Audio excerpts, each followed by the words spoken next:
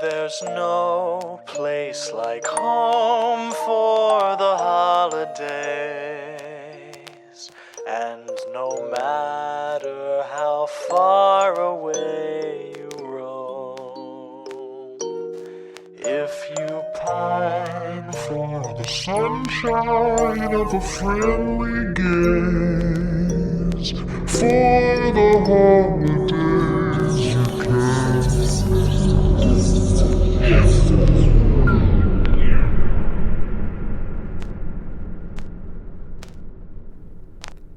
Welcome back to Horror for the Holidays, a Christmas horror movie podcast. I'm Jay Logsden. And I'm Jeff Sears. You want to buy a mattress? Yes. Ah! Ah! Yeah, we watched, for our movie this week, we watched on a streaming app, and we kept getting an ad where a guy just pops up, "Hey, you want to buy a mattress?" It was very unsettling. The lady's just like, "Oh." And that's been on my mind a lot. Besides how awesome this movie is, I think we should just get into it this week, Jeff. Okay. We got, for this week's episode, we watched the sci-fi original Letters to Satan Claus. I think you meant the Hallmark Channel original movie. Someone's coming to town, but it's not Mr. Right. Letters to Satan Claus. Pretty much, yeah. So yeah, let's deck the halls. We'll set the scene for this movie. Speaking of Hallmark, director Imogen Sutherland has been the assistant director on a handful of Hallmark/Hallmark adjacent Christmas movies. It really shows in this movie. Yes, it does. As we said, it is a sci-fi original, so it is currently only watchable on like Sci-Fi and other NBC streaming apps. But this movie, and I we'll get to it at the end. This movie deserves a DVD release. This I mean, it really does. We watched it a week ago, and I've not stopped thinking about how great this movie is. Like, this whole time, it is an absolute blast. Most of the cast, also speaking of Hallmark movies, most of the cast has made at least one Christmas movie under their belt. I noticed that. Very movie of the week cast. Yeah, biggest star Daniel Cash. He plays Kevin Kevins. Was probably the biggest star. He's appeared in Trek, the show Forever Night, which is a sci-fi reoccurring show. I think that's the show that is based off of Vampire the Masquerade. Okay. RoboCop, the TV show, Total Recall, the TV show, has a brief appearance in Aliens. But more importantly, for our purposes, Jessica Clements, who plays Faith in this movie, did you recognize her, Jeff? No. She makes an appearance in a little movie called A Christmas Horror Story as the ghost Grace. The Lord. Oh man, I can't wait till we get to A Christmas Horror Story. We've already got that penciled in on our calendar. But yeah, filmed in 2020, so early pandemic times, and you can kind of tell, but they do a really good job of like covering it up. Let me just stop you right there real quick. You want to know something they don't do a good job of covering up? The fact that this is yet another Canadian movie. You can't blame me this time, because this time we logged into the Q app. Uh-huh. We spun the wheel and it just splurted out a movie for us. I know you've rigged something to spin only Canadian movies. Then the movie it splurted out into our faces this time was this amazing little movie called Letters to Satan Claus. Yeah. Oh man, do you have anything else for this movie? Well, I did notice, I mean, I've seen quite a few Hallmark Channel original movies with my mom as a kid. And I could definitely say I recognize probably 90% of the cliches they use in this from actual movies I've seen. Oh, no, absolutely the same. My wife is a big Hallmark Christmas movie fan. And Lifetime. Yeah, the Lifetime Christmas movies. They get a little grittier, those ones do. But she's a big fan of that type of movie. And she was just sitting there just like in awe that they were hitting all the tropes time and time again. I've got a gay best friend. And a black friend that I never mentioned or say anything about. And also, my town rival is somehow the mayor of the town. Yeah. And you know what, Jeff? There's one thing I'll never do, and that's let down the mayor. I'm the mayor's aide, and I will never let the mayor down. I believe you. All right, so let's get into it. There's there's a whole lot to discuss because this movie, like I said, this movie fucking rules. There's no two ways about it. This might be the greatest film achievement ever done. Oh, don't let me forget Love Triangle, where of course both men are recently widowed. Yep. So we open up in the town of Ornament. We're unclear what state Ornament is in, but it is the town of Ornament. Vermont. It's in Vermont. And it is their festival of Christmas wonder. A young Holly Winter is mad that she can't get the Darby Dream Wagon to play with Kipper and Ben, and I forget the name of the third doll. Ugh. And the reason her parents can't buy it for her is because her dad got his job at the Christmas tree skirt making factory closed. Yep. And her mom can't do her seasonal job of carving ice sculptures ever since the accident, and then she holds up her broken arm. Oh boy. And her younger sister Cookie's like, it's okay, Holly, like just enjoy Christmas for what it is. And Holly's a real brat. She's a real Scrooge. Yeah, she's a real bitch. a real brat. She's a Hallmark original bitch. And she writes a letter to Santa wishing that her parents would just go away. But wouldn't you know it, and in the world's most serious spelling mistake, as a precocious young kid, she switches her in to the back of the letter, and it says to Satan. And she puts it in the mailbox where all the kids are putting their letters to Santa, and it starts smoking and lights go on. Unfortunately for her, Satan always answers mail promptly. And then we get our title card, letters to Satan Claus. And then we see Holly 22 years later. Probably our best time jump we've ever had. The best and most specific time jump. Holly is works kind of like the undercover news beat, kind of like the she's a reporter, but she kind of goes, she kind of goes the gritty route. Yeah. So we see her like sneaking through a back alley. She knocks a bell out of like a bell ringer's hand. And, fuck Christmas. And like opens the back door to a thing. And then it turns out, and she's doing an expose about the local sushi business, and they don't have fresh fish. Their fish are frozen. And like the chef chases her out with a knife. And she kind of has some witty repartee with the other two anchors about the movie. The two nauseating anchors. And she's then told by the station producer, Kevin Kevins, that the female anchor is pregnant with the male anchor's kid.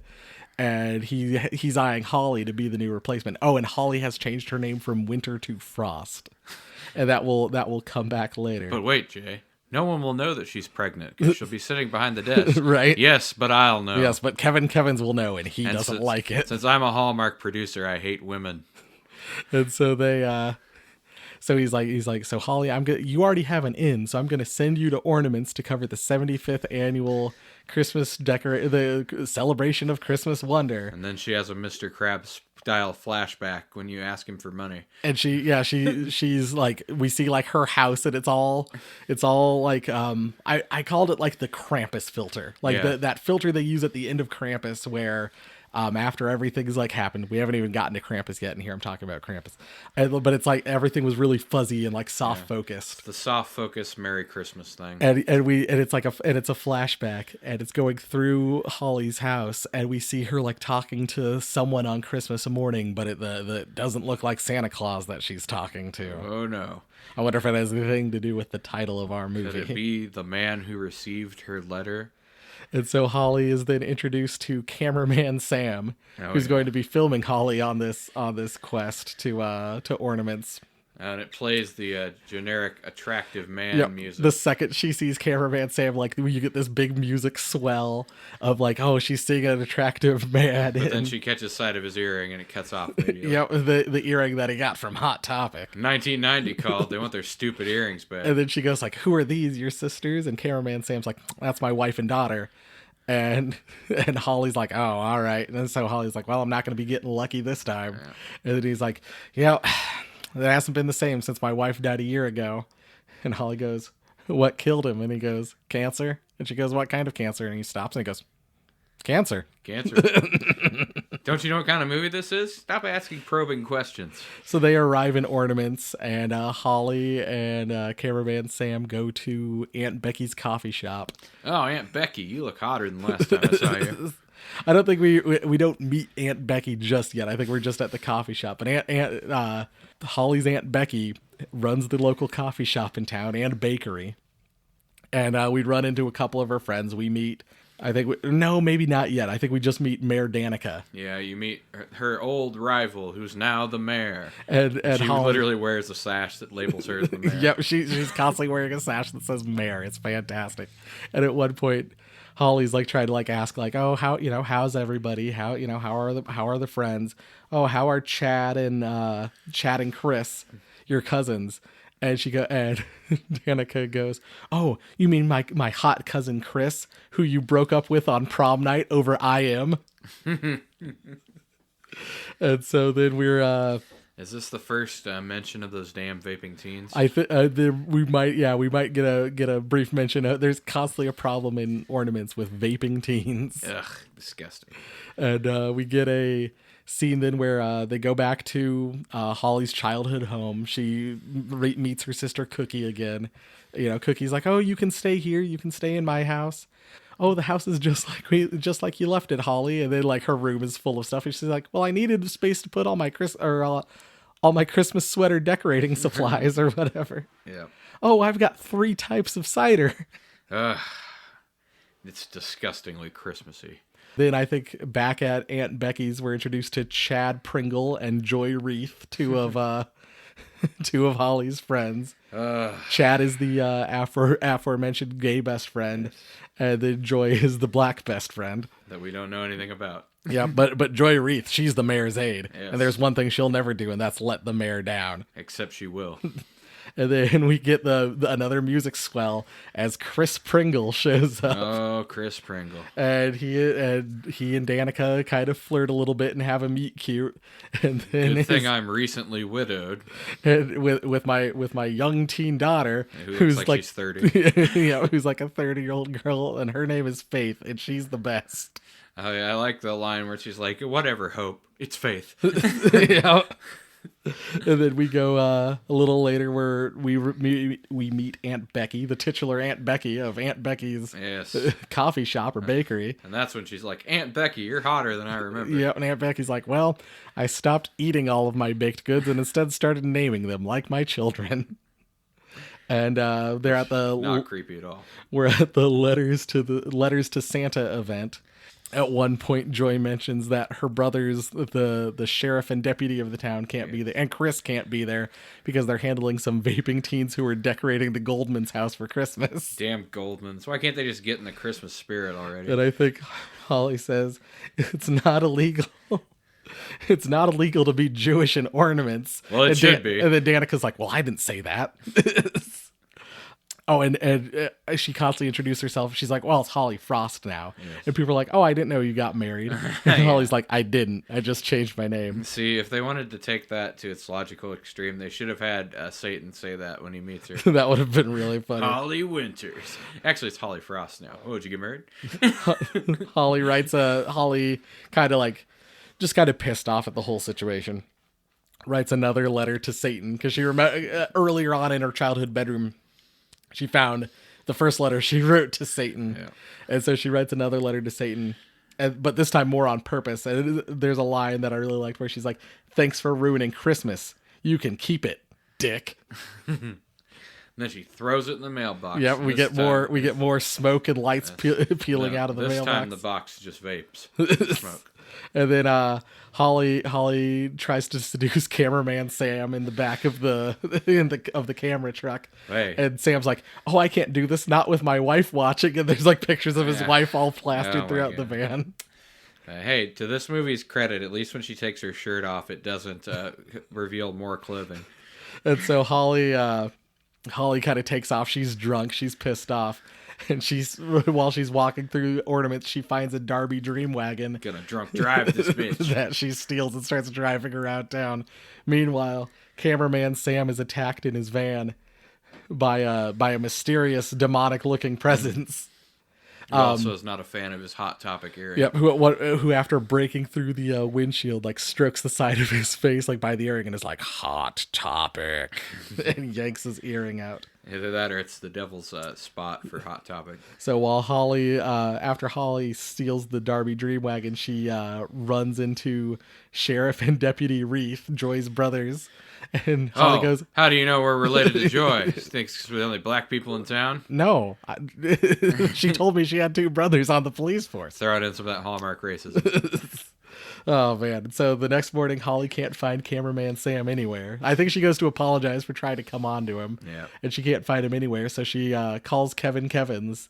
Yeah. Hey, I don't have a cameraman anymore. And he's like, well, just find somebody in town to film. And they find cameraman Sam's van. And it was News Channel 6, but written in blood are 2 extra 6s. News Channel 666. Ooh. Yep. Oh, Satan Claus, you devil. At Aunt Becky's, Sheriff Reef mentions that he thinks cameraman Sam's disappearance is down to some vaping teen hooligans. Damn vaping teen hooligans. Probably vandalized his van. And everyone takes off so the 2 baristas can close Aunt Becky's down, and they're getting ready to fuck. Oh yeah, they're fucking. And they say something about how, I don't want to go to the Christmas Carol, the Christmas Ho Ho Hoedown. I think that's what the hot chocolate Ho Ho Hoedown. Let's get this right. The female barista is ready to fuck. The male's like trying to do his very best to derail it. And, I don't want to go to the mayor's hot chocolate Ho Ho Hoedown. I don't want to I don't want to listen to her sing her signature song, Saucy Santa. Yeah.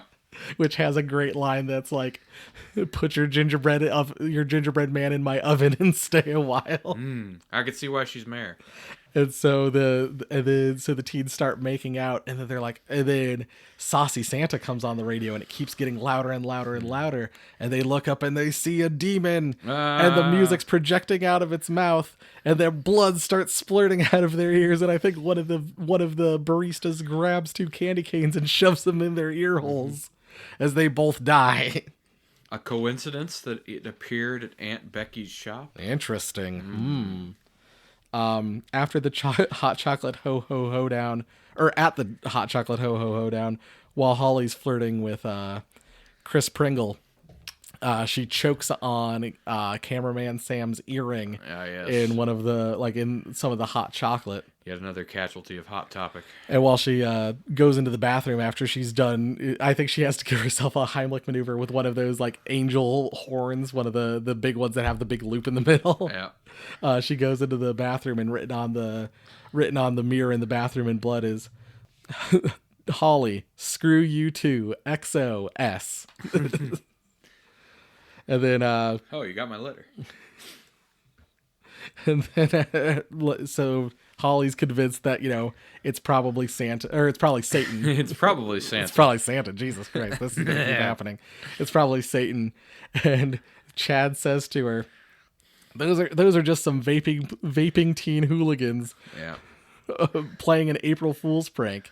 And Holly responds with, "Chad, it's December."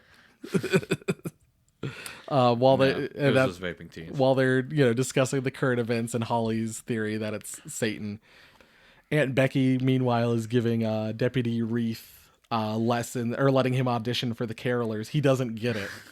And she's like, well, you can try again next year. Mm-hmm. And then Aunt Becky's looking at all of her Christmas cookies, and she's like, well, it wouldn't hurt to just lick one of you. And she licks the wing of one of the angels of these Christmas cookies, and then she bites the wing off. Yeah. And she looks down, and it has a face, and it starts screaming and bleeding everywhere. And all of them start screaming and yelling at her because remember she had sworn off eating them, and then she turns around, the devil Satan's behind her, and throws her into an oven and cooks her in there. Yep, classic Satan. Holly can't get any coffee at at Aunt Becky's coffee shop because the baristas are missing, and runs into Danica, who tells her Chris is off limits. To which Holly responds, she only wants to bang him once before she leaves town. Which the mayor seems to understand. And Mayor Danica's there with Joy, and they're going to try on a whole bunch of new outfits for tonight's festivities. I think it's what is tonight, the Christmas tree decorating contest? Yeah, I think so. So she's got a whole bunch of different Christmas outfits, and while Danica is trying on one of the outfits, the Satan appears behind her and like zips up the side of her dress, and then says like, "Your beau's looking a little frumpy, Mare," which is another thing that Holly had said to Danica earlier, and then hangs Mare Danica and like pulls her up into the air vents like by her neck through a bow, and we see these cool like bulged eyes. It's probably my favorite effect. Unfortunately for her, the mayor's aide cannot reach her through the locked door. Yep, Joy is unaware this is going on, and unfortunately she can't save the mayor. She let the mayor down. The one thing she wasn't supposed to do is let the mayor down. Also, reviewers note the mayor's first dress was way better. Joy is kind of losing her mind because she let the mayor down, and as the mayor's aide, she's not supposed to let the mayor down. And they tell her to go decorate a snowman because she, and Holly's like, "Why would that calm you down?" And Joy's like, "I'll have you know, I'm the 3-time snowman decorating champion in Finland." Hell yeah! Which, I mean, I don't know. Snowminton's the snowman capital of the world. So another Hallmark Channel original trope is somebody experienced for something in another country. Holly yells at some vaping teens outside of Cookie's nativity scene downtown. Tells them to go vape somewhere else. Clear off, you damn vaping hooligans. And then as they walk into the Christmas cookie decorating, or the gingerbread house decorating competition, we see one of the bodies in the nativity scene is Mare Danica's bulging eyes. Yeah. Damn you, Mare Danica. We briefly meet Jack Goldman. Oh, what? Goldman? Yeah. I thought it was illegal to be Jewish in this town. Who wants to dance with Holly. Deputy Reith also wants to dance with Holly. But so does Chris. And so does Chris Pringle. Holly then offers to go back to her place for a 4-person dance contest. Oh, yeah. And then Chris says, "I don't think your childhood bedroom was big enough for 4 people." I think that's also where she drops the line, "It could be a very white Christmas." That's when, if I had been wearing sunglasses, I would have tipped them down suggestively. The next day at the toy drive, they're opening presents, and so I think at one point Holly like runs outside because we see the nativity scene, and like, "Oh, Mare Danica's been missing," and someone saw Mare Danica's body like posed in the nativity scene, but now the body's gone. And so, so everyone's kind of on high alert now. Nah, you shouldn't be on high alert. So it's the next day at the toy drive, and Faith gets a foot in her present, a human foot, and that's when we get the full flashback of a young Holly triggered talking to Satan, which I think the Satan with the full beard looks cooler than the Satan with just like the wispy little mustache. Yeah. I think looks way creepier. But we see her talking to Satan. And then Holly and Cookie sat down to open their Christmas presents that next morning after Holly wrote that letter. And there's a bunch of body parts in it, like her parents' head, and there's blood everywhere. So that's the kind of the full extent of the flashback. We've got a couple flashbacks earlier on, just kind of brief glimpses of this, but we kind of get the full flashback played out. And at this moment, Cookie blames Holly for all of this, and says that Holly's even responsible for the death of their parents all those years ago. Yep. And so because they can kind of pin all these things to Holly, they've even got like a couple pieces of her her clothing and stuff like that. The police department is like, we're gonna hold you in jail. We're gonna take you to jail, and you'll see trial on the day after Christmas because it's Christmas weekend or whatever. But don't worry, Chad Pringle passed the bar last year. Yeah, Chad Pringle, whose job, who I forget what his main job is, but then his secondary job is teaching film at the local high school, at Ornaments High School. Also had time to pass the bar last year while being a single dad. Yes. And he's like, Holly can stay at my place. Yeah. And so they go to leave Cookie's house, and Satan appears and attacks Holly, Faith, and Chris, and it makes Chris and Faith do like constant snow angels in the snow. And at one, we get another great moment where like Holly grabs like 2 candy cane stakes and shoves them in Satan's eyes, and we get green blood splattering everywhere. I'm blind. And then Satan just pulls them out, and it's like, I'm fine. Yeah, that wouldn't hurt me at all. So Holly runs off to Chris Pringle's house, and then Faith and Chris come in, are able to break out of Satan's control. and come and get her. And that night, Holly's like, how could we possibly defeat Satan? There's no hope. right? And Faith is like, well, we could write a letter to Santa. Every Christmas morning, I always find the carrots I leave for Santa have been eaten. First of all, disgusting. Second of all, oh yeah, you know what power you usually call on to defeat Satan? Santa Claus. That's his natural opposite. Yeah. Satan's natural enemy is Santa. Santa Schmanta. Yes. Oh God, let's hope they don't involve Schmanta. So then they write this letter to Santa. They all go to bed, and when they put the letter to Santa in the mailbox, it also has lights and effects and stuff like that. Santa's vaping hard. So the next morning, they find a letter Santa has written back to Holly, and there are like 3 things. 1, she has to help a friend in need. 2, she has to find a song in her soul. And 3, she can light up the world. Those are the 3 things she has to do. Oh, also, a side note, earlier, when she first meets Aunt Becky, she mentions what a wonderful singing voice Holly has. Oh, yes. Yep, that was mentioned earlier on. So the first thing is to help a friend in need. There's another local gay man named John, who the only 2 gay people in town in this Hallmark movie, who Chad has a crush on, and Holly helps Chad to convince John to go out on a date with him. We never get his backstory, but I'm guessing he's also a widower. And we get a great moment. Well, we do get John's backstory. Hold on, we haven't gotten to it yet.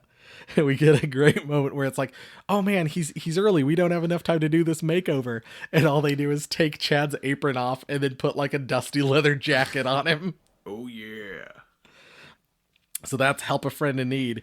They have to, Holly has to find a song in her soul. So they arrange a caroling event at the coffee shop. And they're able to kind of get everybody to show up. But wouldn't you just know it, bad luck, all the carolers in town have come down with laryngitis at the exact same time. At the exact same time? So Holly has to sing the song herself. Damn it. So then they go and they light the Christmas... Is this when they light the Christmas tree and find that it's covered in everybody... Or no. Holly finishes singing, and then Carol from Carol's Electronics falls from the ceiling. And so it turns out they haven't stopped Satan. Satan's still killing people. Is that when Satan pops up like on the ledge up there or whatever? That's a little later. Okay, but no, clearly Song has not defeated Satan. Yeah, and it's I also liked Carol was a character that got mentioned a couple other times, but the only time we actually see Carol is when her body falls from the ceiling. We're singing Christmas carols and Carol appears. So then they have to... I also like how Santa clearly listed 3 steps in his letter, and they're like, well, we did 2 steps. Yeah, Why didn't it work? Yeah, we did 2 of the steps. Why isn't it working? So they go to their Christmas tree lighting. Oh my God, that's terrifying. Well, your house is haunted. Satan appears at the tree lighting they're then going to do because, hey, there's a 3rd thing on this list. We have to light up the world. And Satan appears. Not everyone in town showed up, except they did because the tree is covered in everybody's body parts. And then you see that the town is like 10 people. And so then they all start believing, and apparently their faith and whatever. Holly gives a long speech about everyone can feel Christmas wonder, and their faith and magic powers blow up Satan. Yes, it's a classic Hallmark original rally the town speech.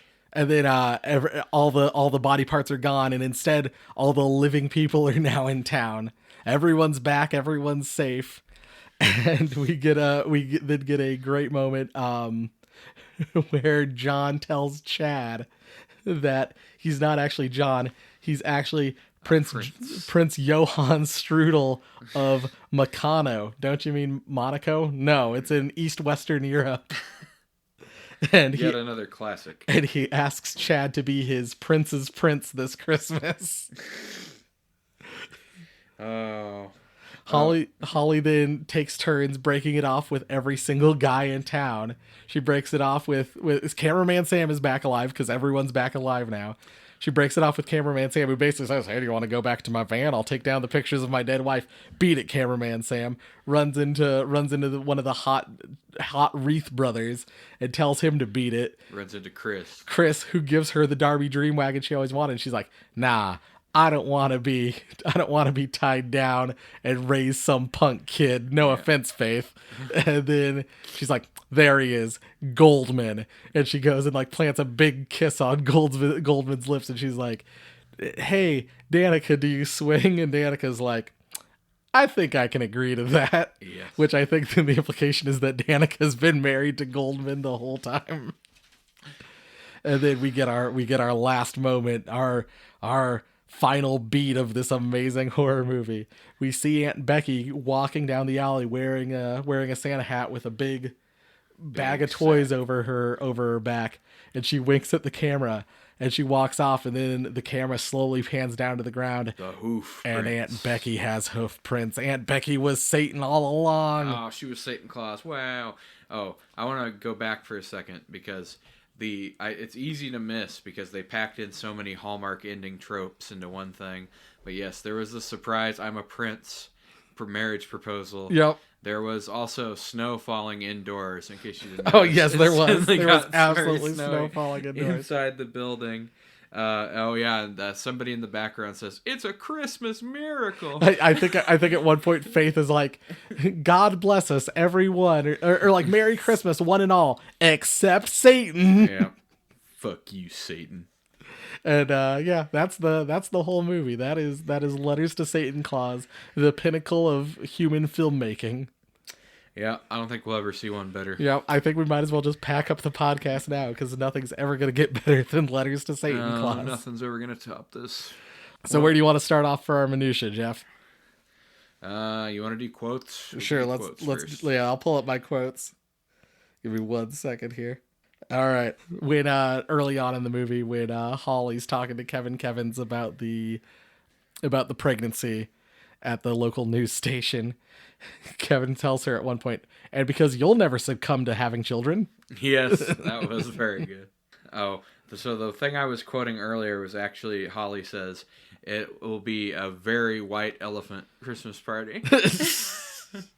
Say or the Sam cameraman Sam moment where he's talking about his wife and daughter to Holly. Sam, she died cancer. Holly, what kind? Sam, cancer.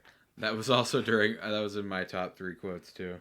People are allowed to be Jewish in ornaments, Danica. I never said that. Oh yeah. I mean, how could we forget Satan Claus hot topic? Hot topic. I didn't catch the baristas' names, but the boy barista at one point, like the girl barista's like, now that everyone can, now that everyone's gotten the fudge out of here, or something like that. Mm-hmm. And the boy barista goes, when did you start swearing? And the girl barista goes, that big city TV lady inspired me. Yeah. Oh, I like the thing where the Wreath brothers are like, what? You think we're related to Joy because we're the only black people in town? We're the only other black people in town? No, she told me she had brothers. She told me she had brothers, and your last name is Wreath. When Chad doesn't think John is interested in him, Chad literally says the line, "Oh, I'm so fat and alone." Yep, I do remember that one. I felt that. Thankfully, I'm fat and together. Oh, another Hallmark pun that they do is like constantly like saying like fudge and like snowflake. I believe what the Jingle Bell was also said. And at one point, Chad goes, "No, I disagree." Yeah, I did catch that one. I wrote that one down. I love a good Christmas pun. When the baristas can't be found, so Holly can't get any coffee, she goes, "I hope you're having a great day because you're making me have vodka for breakfast." Again. Again. Not again. Also, anytime anybody mentions those damn vaping hooligans. Oh man, I love those vaping teen hooligans. Oh, and the final line, God bless us, everyone, except Satan. Yep. Except Satan. Oh man. I mean, that's the big problem that I ran into for finding quotes is it's like just about every line in the movie is quotable. Like, I truly felt like I think we've mentioned it before where it's like, oh, we should just read the whole script of this movie. This movie, we literally should have just read the whole script because every line is amazing. Yeah, we should have just performed this as a dramatic radio show. But yeah, just I could not get over how good. Yeah. And like everything was a Hallmark joke. Yes. Everything was perfect. Anyone who's ever watched any Hallmark original movies, I think you'll enjoy this. Do you want to do Christmas sweater next? Favorite Sure. outfits, stuff like Might as that. well. I mentioned it earlier on. There's kind of the two looks to Satan. If you pull up the box art or whatever, the poster art, because I guess there isn't a box because this movie's not out on DVD yet. Damn you. Sci-fi, get your shit together. But if you pull up the poster art, there's like kind of two appearances to Satan. There's the appearance on the poster art where it's just kind of like very demonic looking and stuff like that. I think the effect looked cool. The Satan sounded like Rita Repulsa. Yeah, pretty much. From Power Rangers. But there are a handful of scenes where Satan's got this big bushy white beard over all of the other like demonic stuff. And it's very reminiscent of the Silent Night, Deadly Night remake. And it is so creepy. I love the scenes of Satan with that big bushy beard are like look legitimately terrifying. Like that is a great Christmas demon like kind of appearance. Yeah, I really like those scenes. It was really memorable and well done. Cookie has a lot of great sweaters that she makes. I can't pinpoint just one. All of the Christmas sweaters Cookie made were great. Pretty much everybody's costumes were pretty much on point, I think. Aunt Becky's costume stood out to me, where she's got the Christmas sweater on too for most of the movie, and I think she switches Christmas themed hats like 4 times. I think she does as well. Yeah, she's always wearing a different hat. The thing is too, like as we mentioned, it's a Hallmark movie. There is Christmas stuff in every single scene. Literally. Every moment there is someone's wearing a Christmas outfit. There's snow on the ground. There's Christmas lights. There's ornaments everywhere. There's decorations everywhere. Entire movie's plastered in Christmas. The candy cane dress that Holly wears to the gingerbread house event. Yeah. I think that was probably the coolest dress. It was like a red dress with like white, not like candy cane stripes, but like candy cane like accent around it. I thought it looked really cool. I thought that was a really neat look. But yeah, everyone is dressed like they are in a Hallmark movie because it is a Hallmark movie. I know, and of course the mayor's like Miss America dress where she keeps her mayor sash on for the entire movie. Yeah, the fact that Mayor Danica just walks around wearing a sash that says Mayor the entire movie is one of the best parts. And then I think does she get hung with the mayor's sash? Yes, when Satan kills her, I think she gets hung with the mayor's sash. Fantastic, so good. Oh, poor Danica. Oh man. I guess we kind of touched on it. Christmas spirit. How Christmassy is the movie? How Christmassy are the kills? I don't think you could get much more Christmassy than this movie. Earlier on in previous episodes, I've mentioned that like Black Christmas 2006 is like the most Christmassy movie. There's Christmas stuff in like every scene. This has it beat. This has it beat hands down. Literally every single thing in this movie has to do with Christmas, and it's fantastic.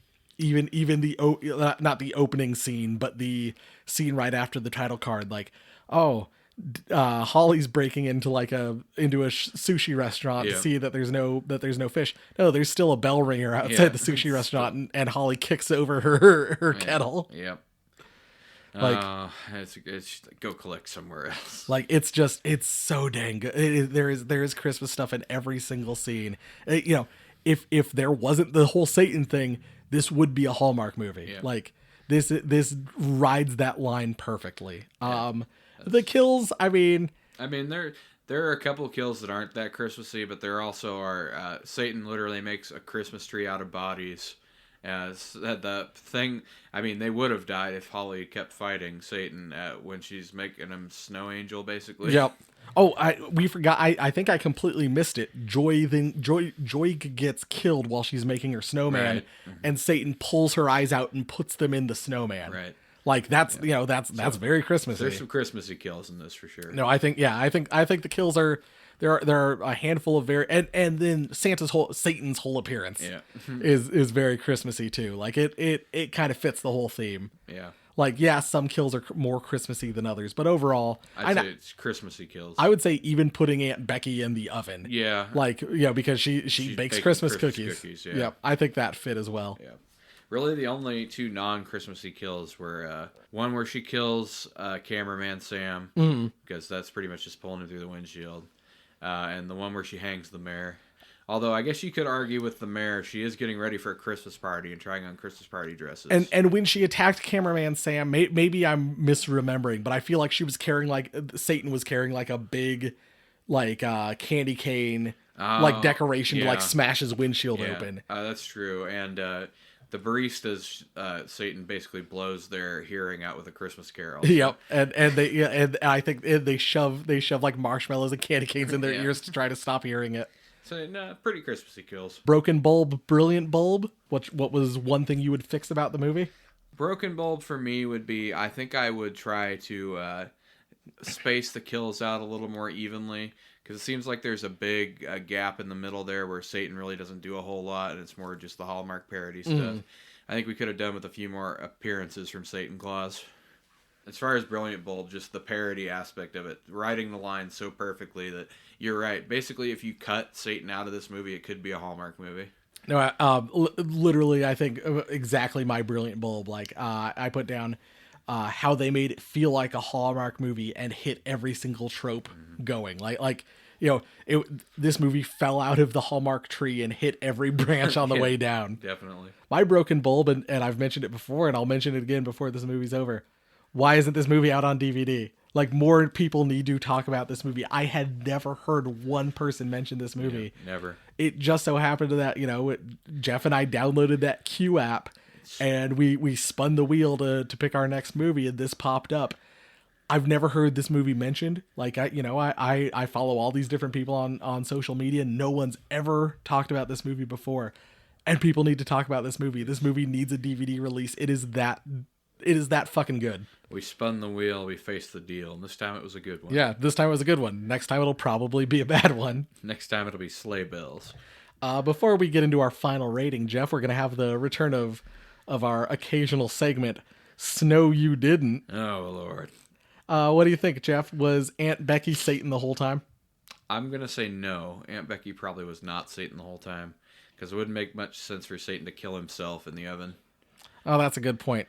You think just at the end Satan escaped in Aunt Becky's disguise? Yes, I'm guessing that Aunt Becky is now going to go to another town and open a new cookie shop. Oh. I kind of thought maybe Aunt Becky got turned into Satan at some point in time, because you had pointed this out too. Aunt Becky was, supposedly previously Aunt Becky was big and fat. Right. And at some point she lost a shit ton of weight. Yes. And...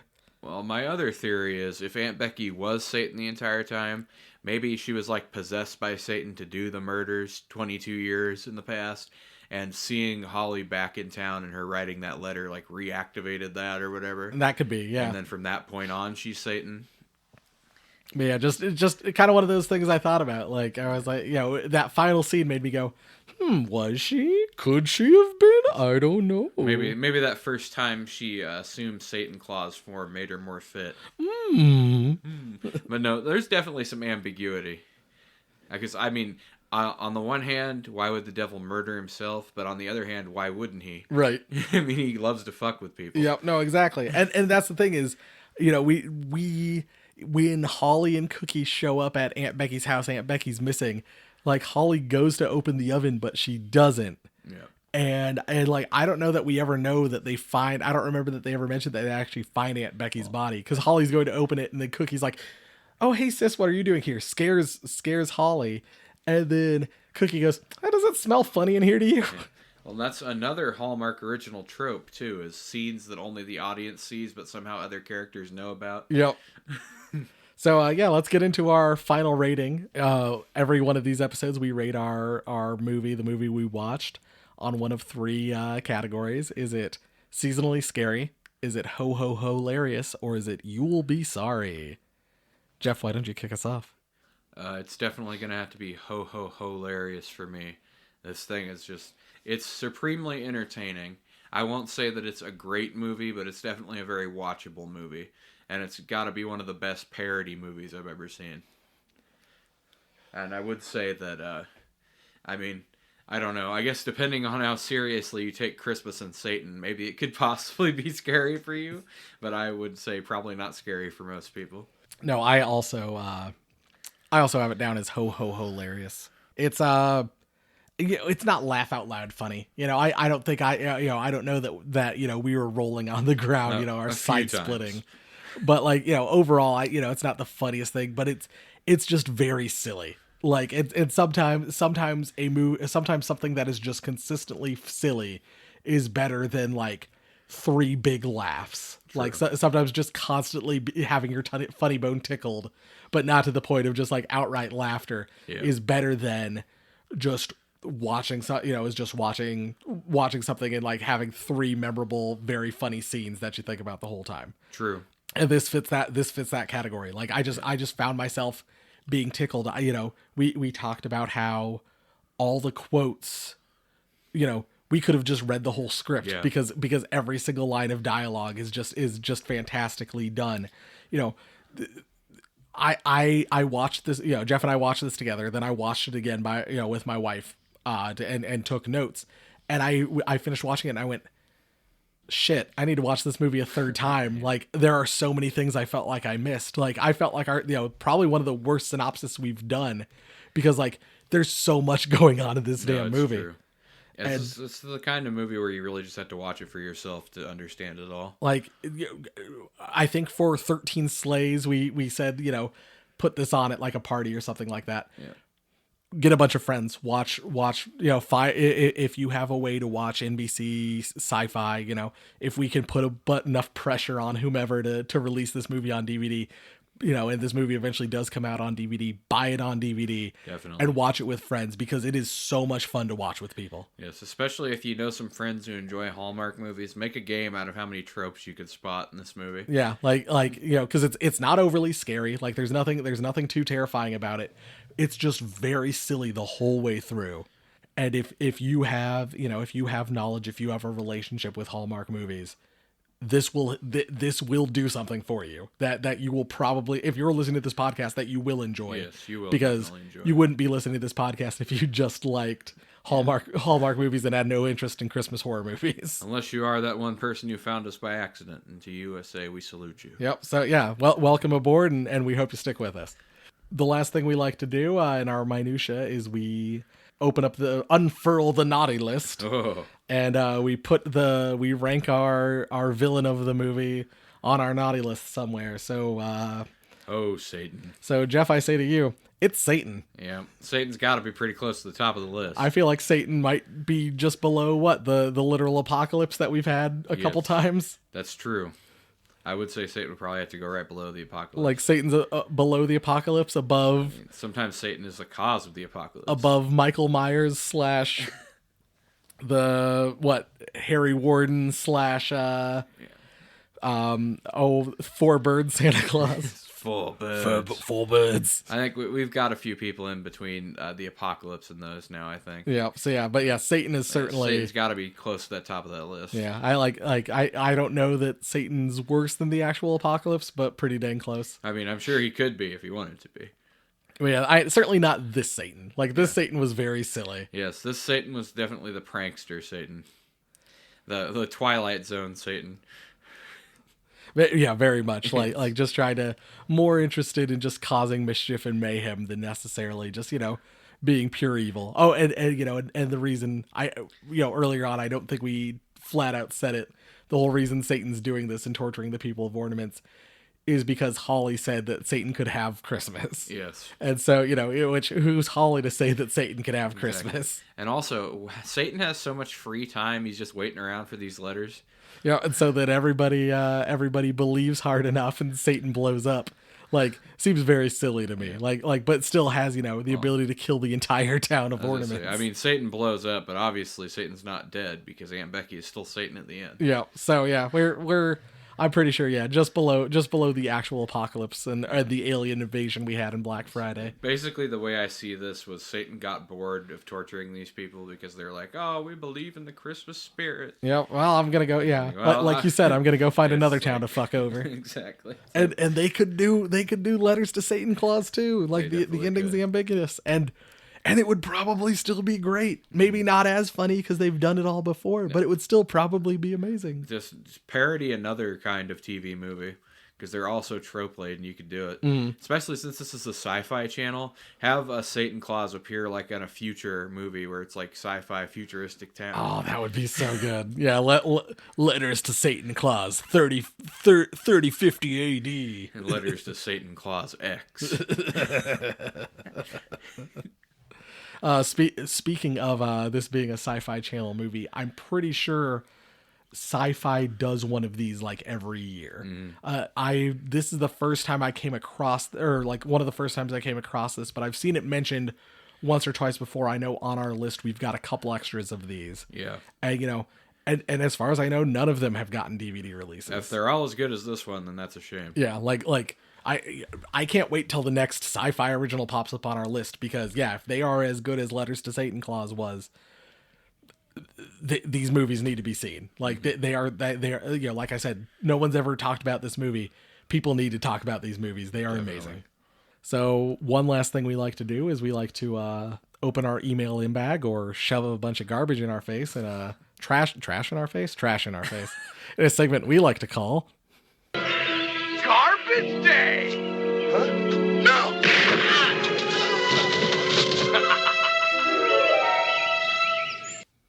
Trash Day? Trash Day.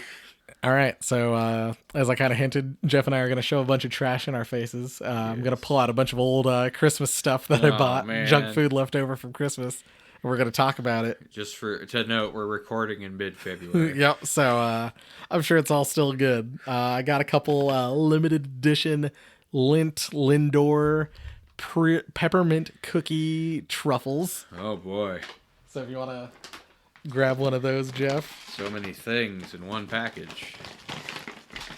And then I got a couple Tic Tac Naughty or Nice. The naughties are lump of coal cherry, and the nice are candy cane flavored. So Jeff's trying one of those Lindt Lindor peppermint cookie truffles. Very good. Still fresh. Yep. I have a whole nother box of those, so they better still be good. You want to pop a couple of those open, and I'll grab one of these. And now I'm opening the Lindor truffle. Oh, that's delicious. No, quite. Did I mention I'm the Prince of East Western Europe? I remember the first time I learned about truffles in like botany. Like the truffles as in like the fungus. The thing that pigs find? Yeah, and I was like, I thought they were made out of chocolate. Exactly. No, see, I never bought any of the chocolate truffle products because I thought they had mushrooms in the middle of them. Yeah. So I had the opposite problem of you. So I had actual, like I had chocolate truffles before, and I was like, how are they made out of fungus? Like they're chocolate products. Yep, and then I'm there like, oh man, I don't want to buy this. It's probably got mushrooms. Oh, it's probably gonna taste like mushrooms. All right, Jeff's got a couple handfuls of the Tic Tacs. Now I've got fresh breath and minty flavor. All right, let's see. Not bad. Got a couple lump of coal cherries. I think they're pretty good. Yep, not bad. Like nothing spectacular, nothing to write home about. But I had never seen these before, and I think I was at Five Below in like early January, and I saw a couple of these on the stand, and I was like, I gotta get these. We gotta at least try them. Five Below is a good place to score Christmas candy. Yeah, cherry's really good. Good cherry flavor. Candy cane. Yep. Tastes like a candy cane. Very strong. Very, very strong peppermint flavor, but not bad. Pretty good. So yeah. I liked them both. Next year at Christmas time, because you probably won't be able to find them anytime soon. Damn you. You know, if you see these in stores, buy them. They're pretty tasty, and I've still got a whole bunch more Christmas shit in my Oh boy. Christmas candy cupboard. So yeah, Jay does tend to overbuy at Christmas time. I've got gingerbread Kit Kats Oh, and some kind of Christmas themed granola bar. I don't remember if it's gingerbread flavored or peppermint flavored. the man doesn't even know how much stuff he has. That's how much he's bought. I've got some candy canes. I've got peppermint crunch Andes mints. I've got all sorts of stuff. We're gonna be in Christmas hog heaven. Well, it's definitely where we're going. I mean, you and me, we're certainly going to hog heaven, not not normal skinny guy heaven. That's for sure. Yeah, it's probably boring anyway. Yeah, but man, if we're living embodiments of hoggish Greedley from Captain Planet. Fucking Captain Planet. Oh man, Man, I wish I was that rich. man, who's your favorite Planeteer? I don't remember any of their names. Okay, so there was Wheeler, he was the fire guy, and there was Ma T, he was Heart, Yeah. and then there was Earth, Water, and Wind, and I can't remember any of their names. Yeah. I don't know. Earth, I guess. I think he was pretty. They were all pretty cool. I loved Captain Planet. What a great show. I mean, I remember watching it. I remember liking it, but the character names. All I remember is Gaia's hot. Yeah, Gaia, the spirit of the earth. It's Bone the Earth. There was Hoggish Greedley, and there was I do remember him. yeah, and there I don't remember the name of the. There was Verminous Scum. That was one of the guys. Yes, I remember him. And I want to say one of the bad guys' names was like Loot and Plunder. Yeah. Yes. They're like the duo. Yeah. Like the Bulk and Skull of Power Rangers. Oh man, Captain Planet, what a show! When's the gritty reboot of Captain Planet coming out? I mean, it was already made as a Funny or Die sketch, right? Robot Chicken, maybe too. Maybe. Yeah, I think it's the Funny or Die one. That's the one where he's summoned with no heart. I think they both do that. Oh, okay. Yeah. But yeah, Captain Planet with no heart, and he just goes around savagely restoring the planet. I mean, it's basically the same premise as the Rick and Morty episode that's Captain Planet. Oh yeah, that was a good episode. Oh, speaking of, this movie really reminded me of this could be like what a Rick and Morty parody of Hallmark stuff would be like. Oh yeah, absolutely. This is this is a movie that could have come out at any point in time in probably the last 10, 20 years. Like as soon as Hallmark started doing this kind of thing, like yeah. I could have seen like Leslie Nielsen making a movie like this. Yeah. Like that's how like pointed and like how on point all of the satire. It's very Dracula Dead and Loving It. Yeah. Yeah. Otherwise, follow us on social media. Yeah. Give us a follow on Twitter, TikTok, Instagram, the Q app, Queue. Yes. Follow us on all of those things. We are Horror the number 4 Holidays. Yes. If you would like to send in an email for Garbage Day and make it so Jeff's wife doesn't get mad at me for making me eat more crap, send us an email at horrorfortheholidays, the name of our podcast. That's horrorfortheholidays @gmail.com. If you want to follow us on YouTube, it's Horror for the Holidays. Follow us there for audio backups and just, if you want to just listen to it there. Leave us comments. Yeah, leave us comments. Like the people who hate me, leave comments. Like, subscribe, hit the little bell notification. Rate us 5 stars on Apple Podcasts and say, stop eating into the mic, you fat fucks. Yeah, hey, 5 stars. 5 stars, you fat fucks. Stop eating into the mic. That would really teach us a lesson if someone left us. I would never eat into the mic again. Yep. I definitely wouldn't take a comment like that and then do it on purpose even more. Yep. Yeah. But we'll only do it if you leave a 5-star review. You leave a 5-star review with that. Those are the only ones I even read. Yeah. Anything less than 5 stars, we don't pay attention to. Yeah. Anything else? The movie we mentioned a couple weeks ago that was funding on Indiegogo, Triple Xmas, got funded. So very excited for that to come out. Like we said, sounded like Santa's sleigh at like a porn shoot. Sounds right up Santa's alley. Yeah, so very very excited for that to come out. I know they've already they've posted some updates on Facebook, but yeah, get in on find if there's a way to still get in on that because it looks like it's going to be a blast. Tell all your pervert friends. Jeff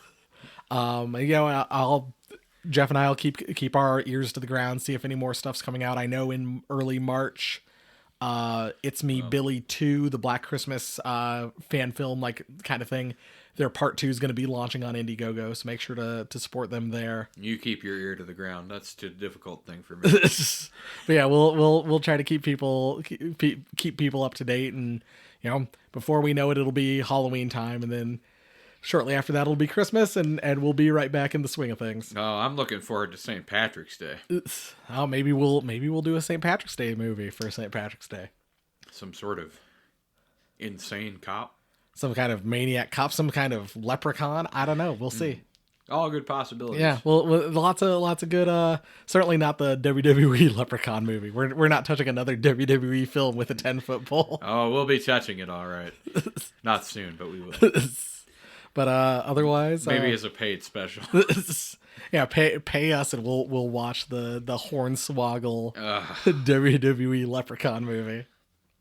Oh, and don't forget that we're gonna have President's Day coming up tomorrow. And too bad we didn't have a President's Day themed movie to do. So take this Christmas themed movie for President's Day. Yeah, this Christmas themed movie that'll put you for me. I mean, I was feeling the Christmas spirit all week after watching it. Like I've been kind of sitting here like sad that Christmas has passed, even though it passed 2 months ago. Yep. And I think the reason why is because of Letters to Satan Claus. Gave me a big dose of Christmas spirit right in my veins. Yep. Oh man, yeah. But before you know it, it'll be Christmas in July, and then it'll be spooky season, and then we'll be right back here for Horror for the Holidays, and we'll be here every week or every other week talking about Christmas horror movies or other holiday themed Christmas movies. And we'll see you again in 2 weeks. So thanks for listening. Goodbye. Bye.